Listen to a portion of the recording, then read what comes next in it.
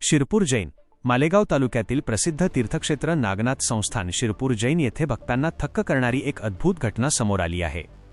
February 2023 मध्ये बालयोगी गोपालनाथजी महाराज यांच्या पुढाकाराने ज्या शेतात भव्य अतिमहारुद्र यज्ञ आणि शिवमहापुराण कथेचे आयोजन करण्यात आले होते, त्याच जागेवर जमिनीत महादेवाची पिंड आणि नंदीची मूर्ती आढळून आली आहे।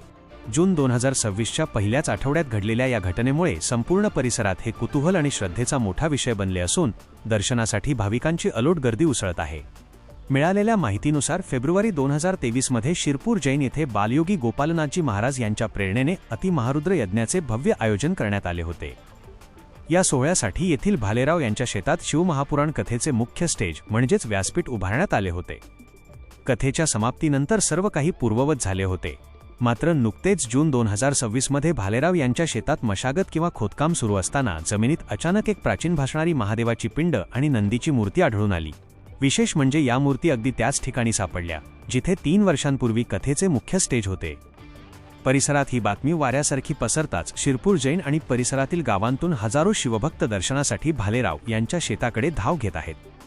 अनेक भाविक याला बालयोगी गोपालनाथजी महाराजांच्या तपोबलाचा आणि अतिमहारुद्र यज्ञाचा थेट चमत्कार मानत आहेत। ज्या भूमीवर शिवनाम गरजले तिथूनच महादेव प्रकट झाले अशी भावना भक्त व्यक्त करत आहेत। सध्या हर हर महादेवच्या जयघोषाने भालेराव यांचे शेत आणि शिरपूर नगरी दुमदुमून गेली आहे। वाशिम जिल्हा प्रतिनिधी जावेद धन्नू भवानीवाले।